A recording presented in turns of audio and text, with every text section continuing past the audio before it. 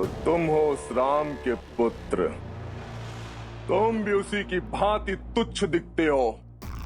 निर्बल बनवासी से तुम्हारे पिता राम ने मेरे पिता की हत्या की। संसार समझता है वो महान है, वो बहुत बड़ा योद्धा है, किंतु सत्य तो ये है कि उस राम में इतना सामर्थ्य नहीं, वो इतना महान नहीं कि बल से मेरे पिता श्री कुंभकर्ण और पितामह रावण को मार सके। छल किया था उसने, छल।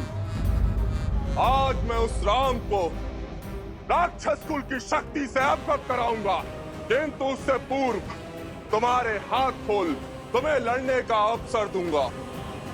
क्या करूं, मैं उस राम जैसा छलिया जो नहीं हूं।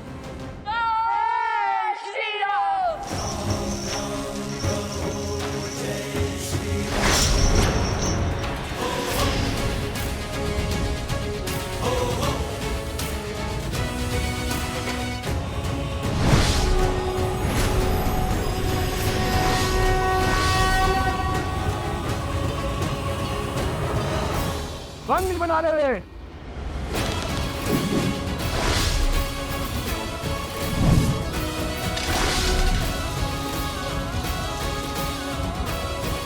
जिनका नाम इतने अनादर से ले रहे हो, अब हम तुम्हें उनका परिचय देते हैं, उनके नाम लेने का ढंग सिखाते हैं। रघुकुल शिरोमणि, कौशल नरेश, अयोध्यापति, दशरथ नंदन श्री राम। अहंकार के इसी मद में, शक्ति के इसी मद में तुम्हारे पितामह भी मृत्यु को प्राप्त हुए थे। सुना है वो रावण भी हमारे पिताश्री के नाम के आगे श्री लगाने से कतराता था, क्योंकि श्री से राम संपूर्ण होते हैं, क्योंकि श्री में सीता है और सीता से राम, सिया राम की शक्ति है उसमें। अंत में वो रावण भी श्री राम कह के ही तो मरा था। श्री राम वो ध्वनि नहीं जिससे मन घबराए, ये वो जयघोष है जिससे हर पुरुष, हर स्त्री, हर नर, हर मन को एक करता है। और धर्म की ओर से श्री राम और माता सीता का आयन ही तो श्रीमद् रामायण है, और हम सिया राम के पुत्र हैं। चाहे तो एक ही बाण में तुम्हारी जीवन लीला समाप्त कर सकते हैं, किंतु नहीं, हमारे पिताश्री ने भी तुम्हारे पितामह को, तुम्हारे पिता को एक अंतिम अवसर अवश्य दिया था सुधरने का। तुमने इस धरा को अधर्म के अधीन किया, इसलिए हम श्री राम पुत्र लव कुश तुम्हें सुधरने का एक अंतिम अवसर देते हैं। इस धरा पर धर्म स्थापित करने का एक अंतिम अवसर देते हैं हम तुम्हें। हम तुम्हारे द्वार पर तुम्हारी प्रतीक्षा करेंगे। शुभ अवसर है, चूकना मत। सोचो कि तुम्हें अपने पिता या पितामह की भांति युद्ध कर कुल को सर्वनाश के मार्ग पर ले आना है, या अपने चाचा श्री विभीषण की भांति धर्म के पथ पर चलना है।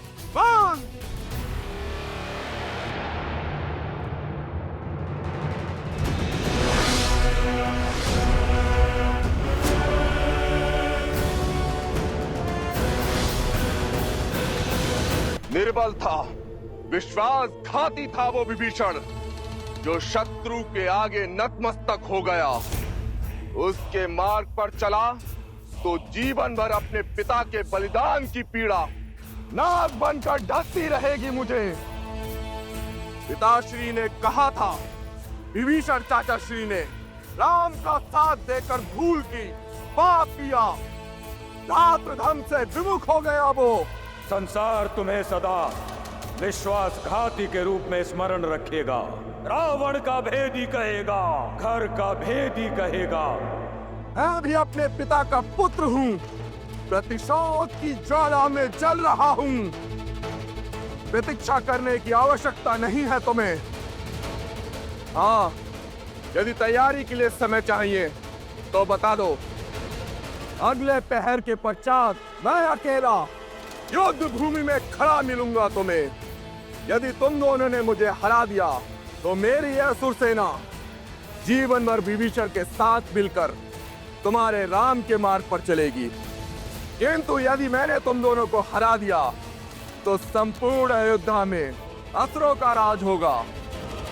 और लगाओ अपने धन के लिए अपने पिता का सिंहासन दांव पर।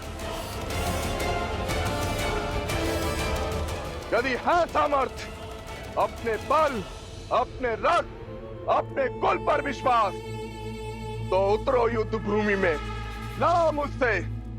देखो, मैंने भी अपना राज्य दांव पर लगाया है, फिर तुम्हें किसने रोका है?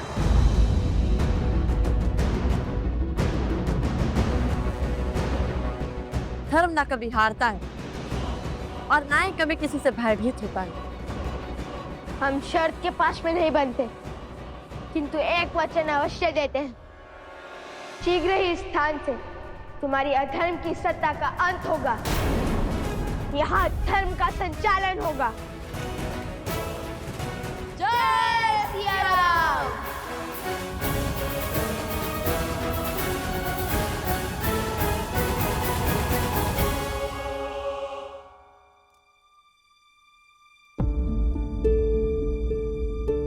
क्या हुआ प्रभु? कहीं इस सेवक की बातों से आप आहत तो नहीं हो गए? ऐसी कोई बात नहीं है हनुमान। दिन चाहे जैसे हो, उसे ढलना होता है। उदय होना, संसार को प्रकाश देना और फिर अस्त हो जाना, यही सूर्य की नियति है।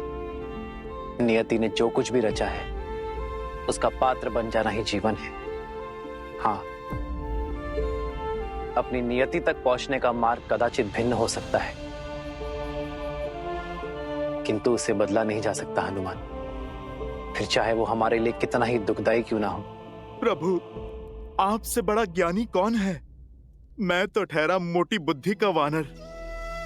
मैं बस अपनी समझ के अनुसार यही कह सकता हूँ कि यदि किसी भी पुत्र से पूछा जाए कि उसके माता पिता की छाया उसके सर से उठा ली जाएगी और वो बस वहां पर खड़ा देखता रह जाएगा,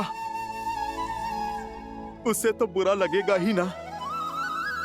प्रभु, इन आंखों से मैंने अपनी माता को धरती में समाते देखा। यदि ये हनुमान अपने पे आता तो भूमि देवी को भी बांध लेता। प्रभु, वो मेरी माता की आज्ञा की अवहेलना होती और मेरी माता की माता का अपमान। बस मैं विवश खड़ा देखता ही रहा।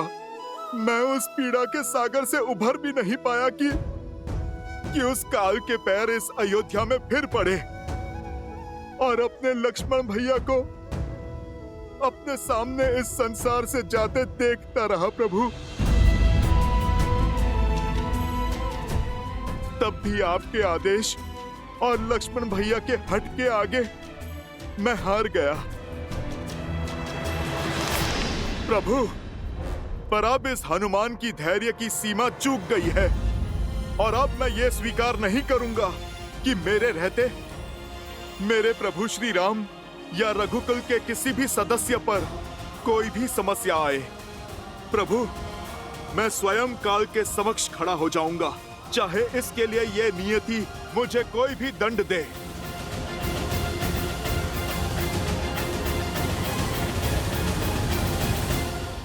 और प्रभु, आपको सौगंध है अपने इस दास की, इस बार आप मुझे नहीं रोकेंगे और ना ही किसी भी बंधन में डालेंगे। प्रभु, यदि मैंने आपकी भक्ति पूर्ण तन मन और आत्मा से की है तो मेरे प्रभु श्री राम मेरे इस कार्य के बीच में नहीं आएंगे। प्रभु, आपको मेरी सौगंध है।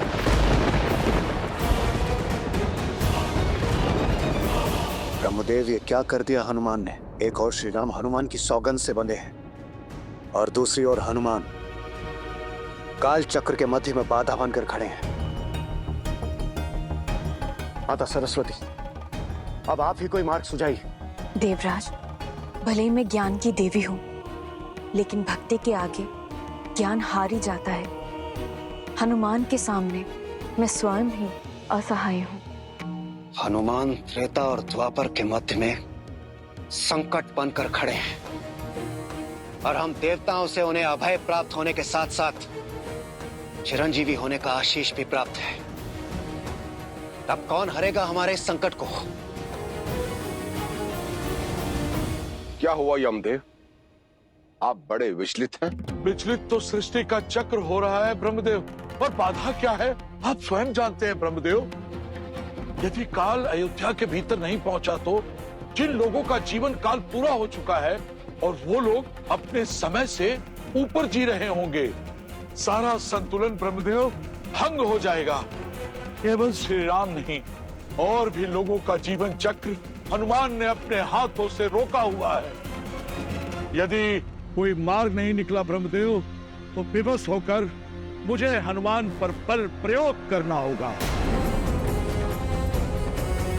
महादेव वैसे भी ध्यान में लीन है, तो क्यों ना यमराज को एक अवसर दिया जाए, कदाचित वही कोई मार्ग निकाल ले।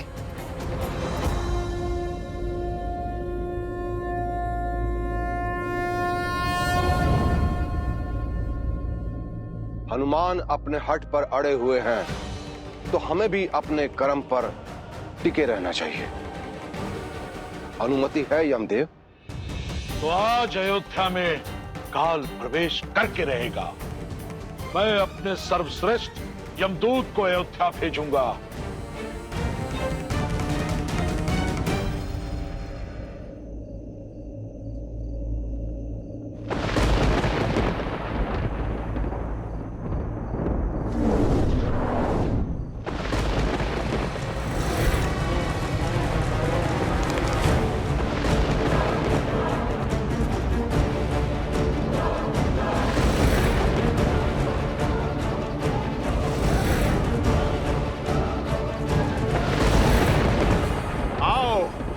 मैं तुम्हारी ही प्रतीक्षा में हूं। लगता है पूरी सेना भेजी है यमराज ने। तुम नहीं जानते, इस हनुमान के पास ऐसा अस्त्र है जो इस पूरे संसार पे भारी है। वो है मेरे प्रभु की भक्ति। श्री रामम श्री रामम श्री रामम। सावधान! आभास था मुझे कि अयोध्या में कुछ ठीक नहीं घट रहा है, इसलिए मैं सज्ज हूं स्वागत के लिए। मैं तुम्हें चेतावनी देता हूं, वहीं पर रुक जाओ। अयोध्या पे आया संकट कहीं ना कहीं मेरे प्रभु पर है, और यदि मेरे प्रभु पर कोई भी संकट आता है तो फिर तुम सब मेरे शत्रु हो। फिर मैं तुम्हारे साथ वही करूंगा जो एक शत्रु के साथ किया जाता है।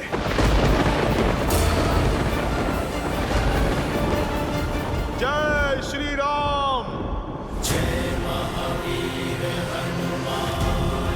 जय जय पवन पुत्र हनुमान। यमदेव, मैं आपसे आग्रह करता हूं, आप अपने दूतों को लौटा लीजिए, अन्यथा इस राम भक्त हनुमान का क्रोध साक्षात काल भी नहीं सह पाएगा। हम आपके बल से अनुभज्ञ नहीं हैं मारुति, परंतु हम अपने स्वामी के आदेश से भी बंधे हैं। यमराज ने हमें आपकी बात अनसुनी करने का आदेश दिया है। आपसे आग्रह है कि आप इस सृष्टि के चक्र और नियति की नीति में विघ्न मत डालिए। यदि आप अपने हट पर अड़े रहते हैं तो हम भी अपने आदेश का पालन करने को सज्ज हैं। तो फिर ठीक है, धर्म युद्ध का अनुभव है मुझे। तुम अपना धर्म निभाओ और मैं अपना। जय श्री राम। शंकर सुवन वीर हनुमन्ना मदन कराल काल बुद्धानक राम सहाय सदा प्रतिपालक भूत प्रेत पिशाच निशाचर अग्नि विकराल काल मारी मर्दिन मारो कोई संत राम की राखुनाथ। अयोध्या पर संकट लाओगे, मेरे प्रभु श्री राम को विचलित करोगे इस हनुमान के रहते। देखिए जगत पिता, देखिए क्या हो रहा है। क्षमा करें, किंतु ये सब कुछ आप ही के कारण हो रहा है। आप किसी को भी कोई भी वरदान दे देते हैं। देखिए, एक वानर को शक्तिशाली बनाने का परिणाम यमदूत को अपना काल दिखा रहा है और चला है नियति के चक्र के मध्य एक बाधा बनकर। आपको ज्ञात होगा, आप ही ने दिया था ना वरदान अजय, अमर और चिरंजीवी होने का। अब वो आप ही के वरदान का दुरुपयोग कर रहा है और हम यहां विवश खड़े हैं, कुछ नहीं कर पा रहे। परंतु उनके पल के आगे झुककर हम अपना उत्तरदायित्व भी नहीं भूल सकते न इंद्रदेव। सृष्टि का नियम ना टूटे, इसलिए मुझे स्वयं हनुमान के समक्ष जाना होगा।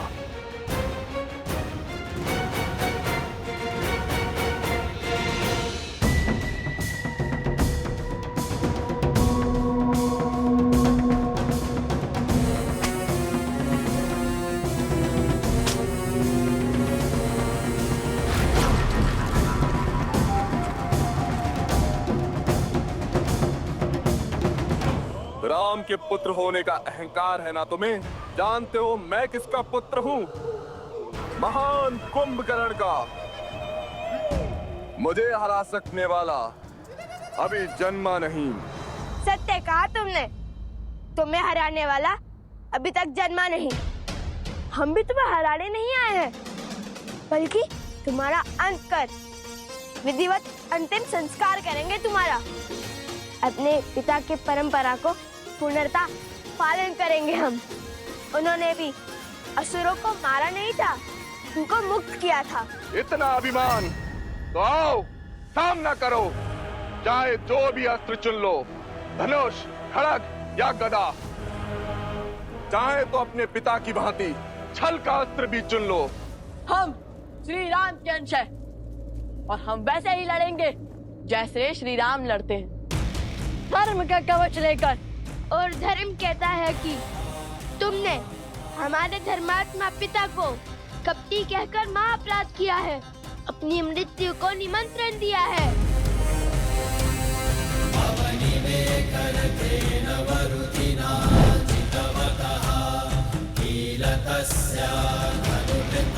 तुम्हें लगता है कि हमारे पिता छल और कपट से जीते थे?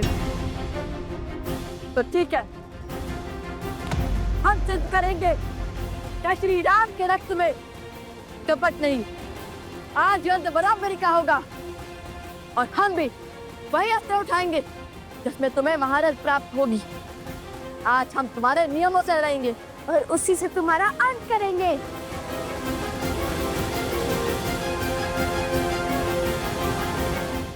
जो अधिक बोलता है वो मृत्यु पाता है।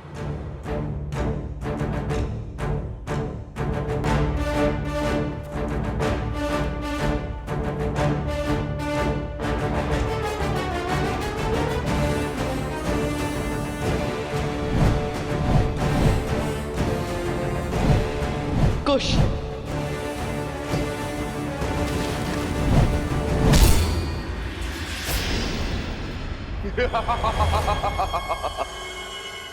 बस इतना सा बल है राम के रक्त में। अब देखो और कुंभकर्ण के रक्त का बल। कुश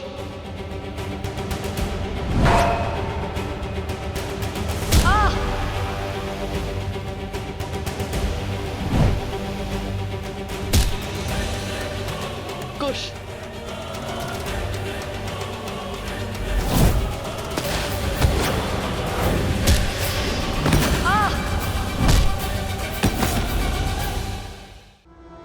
कुश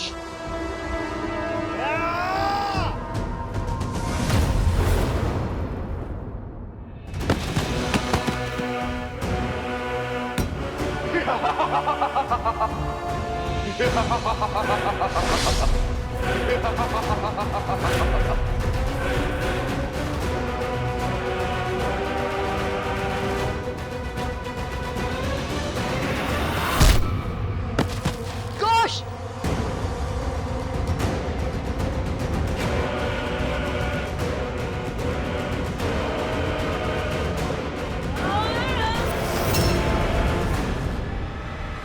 राम भैया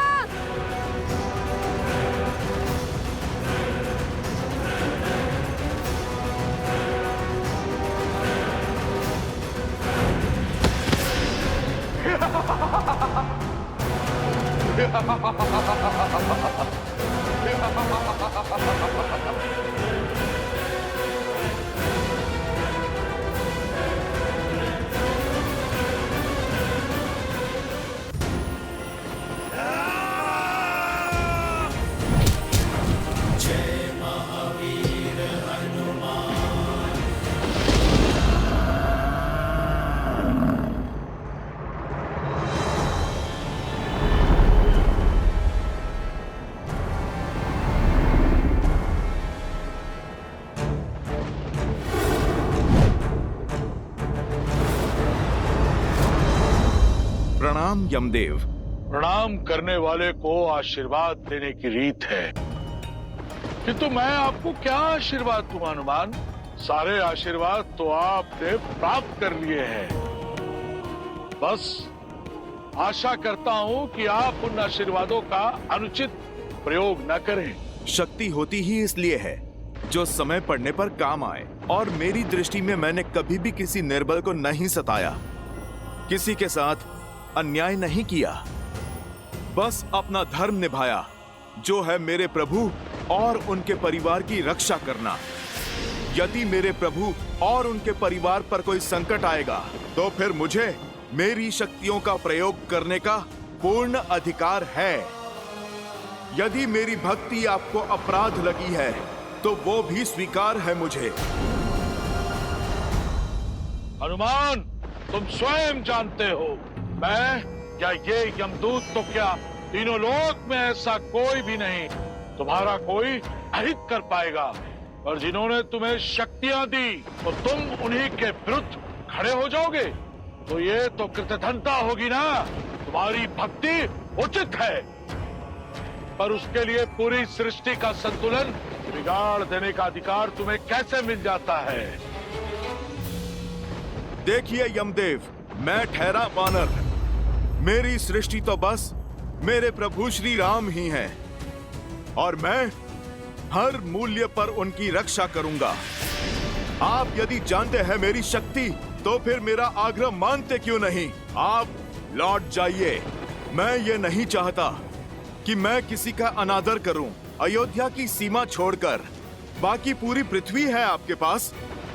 आपको अपनी सृष्टि का संचालन जैसे करना है आप कीजिए, कौन रोकता है आपको? बस इस अयोध्या में ये हनुमान आपकी नहीं चलने देगा। हनुमान, जिन देवों ने तुम्हें शक्ति दी है उन्हें शक्ति का अकाल नहीं पड़ गया है, पर यह लड़ाई महाविध्वंस की तरफ जाएगी, मानवता के विरुद्ध जाएगी, जो मैं टालना चाहता हूँ। तो टाल दीजिए ना, आप अयोध्या को छोड़ दीजिए, संकट चला जाएगा, संकट टल जाएगा। ये ठीक नहीं है हनुमान। मेरे लिए बस वही ठीक है जो मेरे प्रभु श्री राम के लिए ठीक है। तुमने कोई मार्ग नहीं छोड़ा हनुमान। तुम क्या सोचते हो कि काल के मार्ग में आओगे तो काल मार्ग बदल देगा? ये तुम्हारी भूल है, भूल। तो फिर आइए यमराज, अयोध्या की ओर कुदृष्टि डालने की आपकी ये भूल मैं सुधार ही देता हूँ।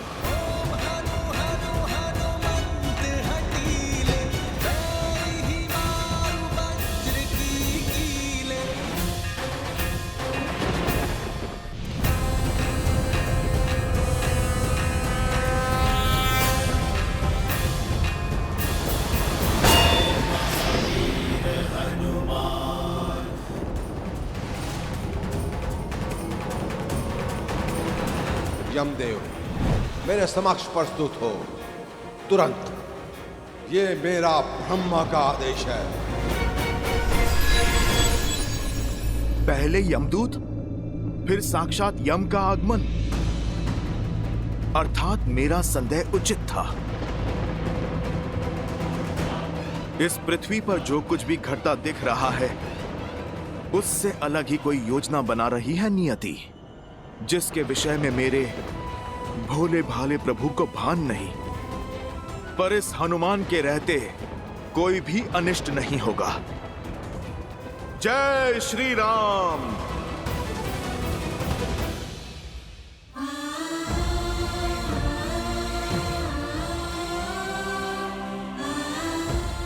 तो ये है वो राम के पुत्र जो धर्म की स्थापना करने के लिए मेरा सामना करने आए थे।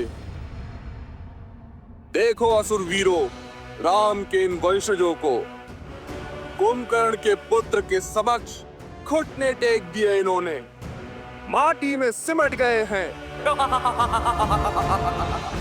लव, कुश, युद्ध भूमि में महत्वपूर्ण ये नहीं है कि कौन गिरा, महत्वपूर्ण ये है कि गिरकर फिर से कौन उठ पाया। तुम उन श्री राम के रक्त हो जिन्होंने 14 वर्ष वनवास के दुख भोग कर भी बिना किसी सैया के दशानन का सामना किया, जिन्होंने बिना कवच के हर प्रहार सहा। तुम टूट नहीं सकते, अधर्म के समक्ष झुक नहीं सकते पुत्र, क्योंकि यदि तुम टूटे तो श्री राम का राम राज्य का सपना टूटेगा।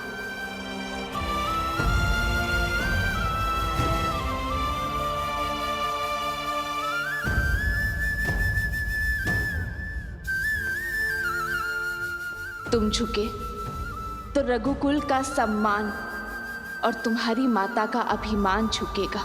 जो इतने लोग श्री सिया राम में विश्वास करते हैं, उनका विश्वास टूट जाएगा। उठो पुत्रों। तुम दोनों केवल रघुवंश के अंश नहीं हो, धर्म के पथिक भी हो।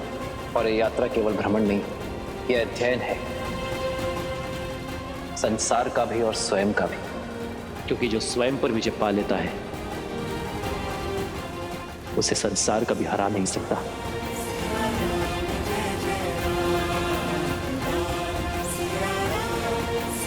माता, माता,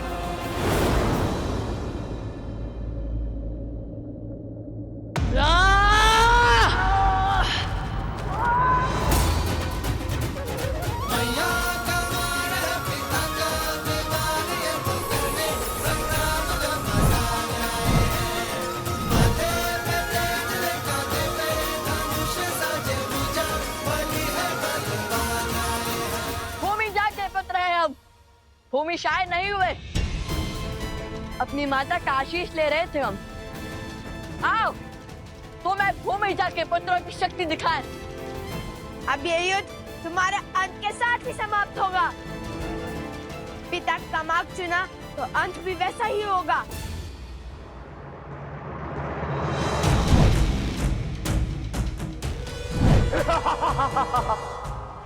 जय श्री राम, जय श्री राम।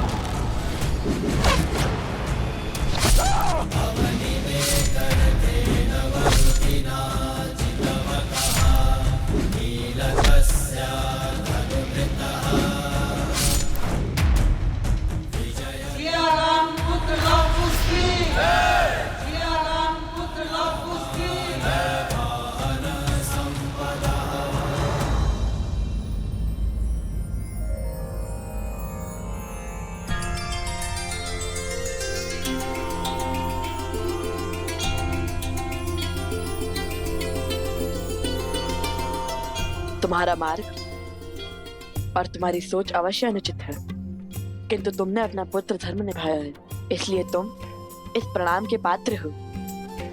हम देवताओं से आपकी मुक्ति की प्रार्थना करते हैं, बुरे से बुरे व्यक्ति में भी। यदि अपने माता पिता के लिए आदर का ये भाव रहे तो हम उस भावना को नमन करते हैं।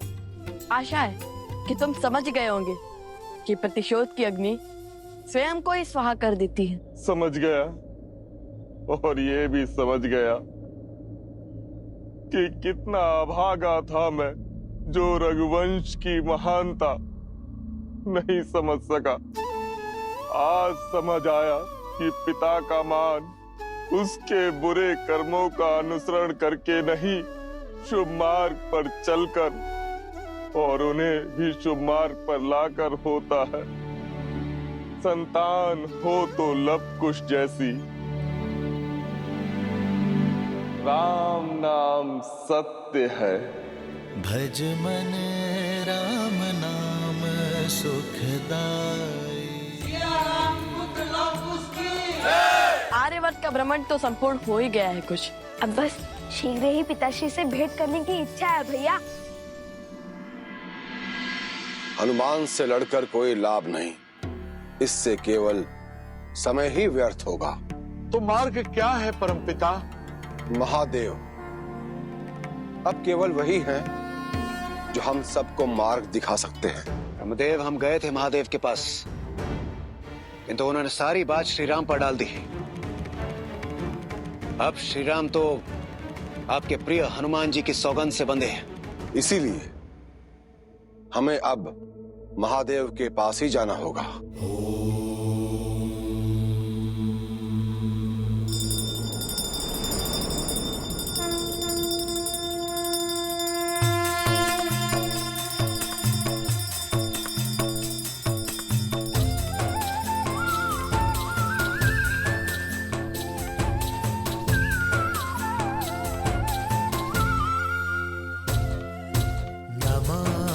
शंभुं पुरुषं पुराणं नमामि सर्वज्ञं पारभावं नमामि रुद्रं प्रभुं शयन्तं नमामि शर्वं शिरसा नमामि नमामि शंभुं पुरुषं पुराणं नमामि सर्वज्ञं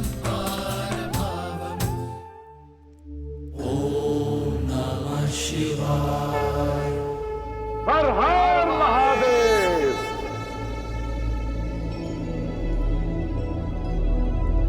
महादेव, अपने नाम को साकार करने का समय आ गया है प्रभु। हमारी विपदा को केवल आप ही हर सकते हैं।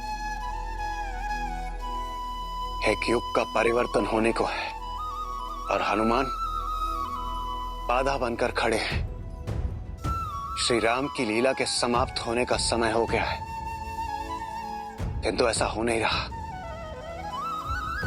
क्योंकि हनुमान ऐसा होने नहीं दे रहे और वहां देवी लक्ष्मी प्रतीक्षा कर रही है नारायण और हनुमान की इस हट के अंत होने का। और हनुमान जी वो है कि अपनी हट से हटने को तैयार ही नहीं है। वो आप ही के अंश हैं। कृपा कर कोई मार्ग दिखाइए प्रभु, कोई मार्ग दिखाइए।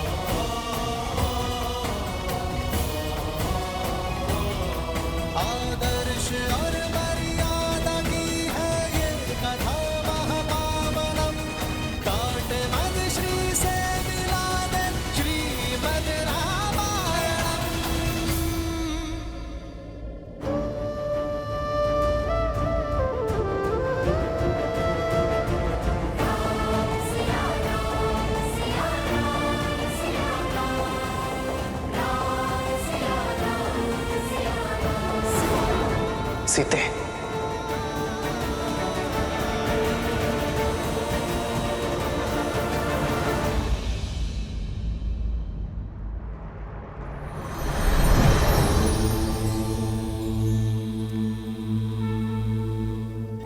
प्रणाम आराध्य।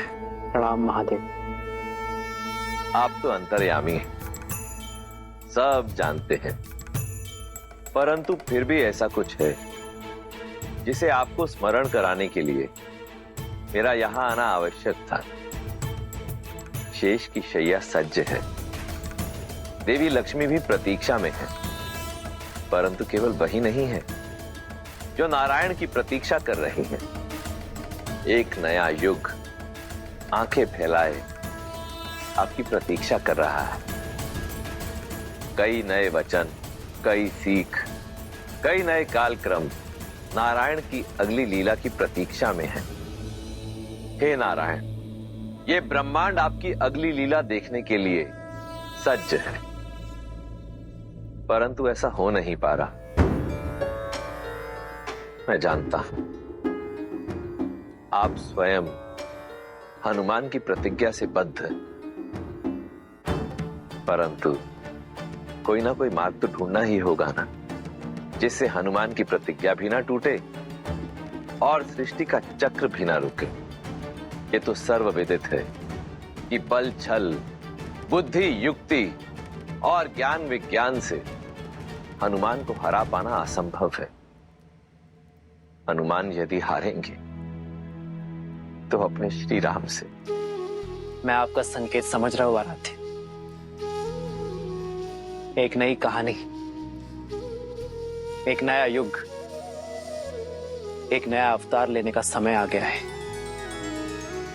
किंतु समस्या ये है कि इस बार बाधा कोई असुर या आसुरी शक्ति नहीं, बाधा एक भक्त है। बाधा कोई छल या पाप नहीं, एक भक्त का असीम प्रेम है। महादेव, इस संसार में युगों युगों तक जब भी एक सच्चे भक्त का नाम लिया जाएगा, तब सर्वप्रथम हनुमान का नाम लिया जाएगा।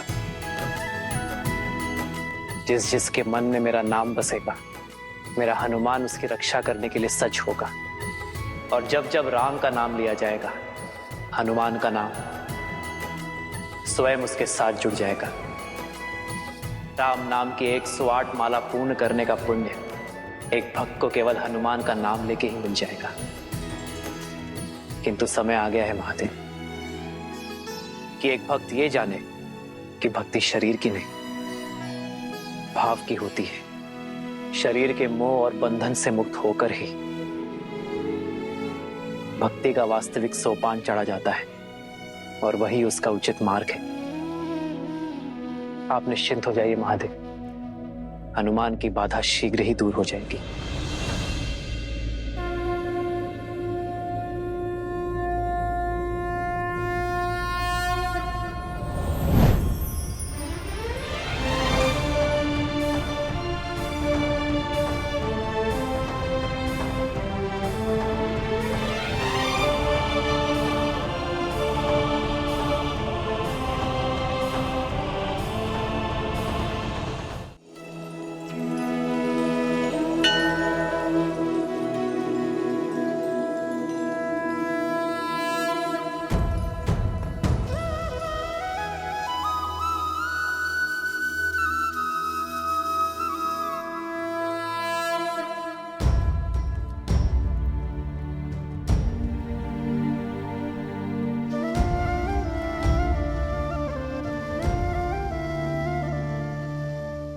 जन्म जन्म का है ये संगम, राम रतन सीता वैभव।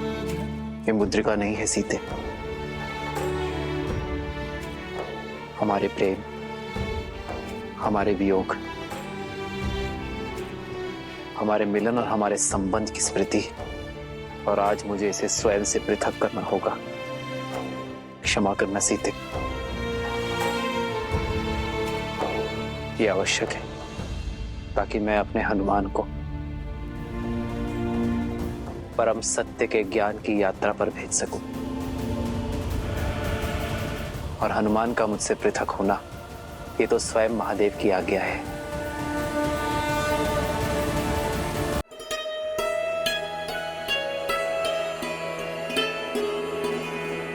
हनुमान। प्रभु, मैं अभी प्रस्तुत हुआ। जय श्री राम। श्री गुरु चरण सरोज रज, निज मनु मुकुरु सुधारे। बरनउँ रघुबर बिमल जसु। प्रभु, सेवक प्रस्तुत है। जो दायक फल चारि,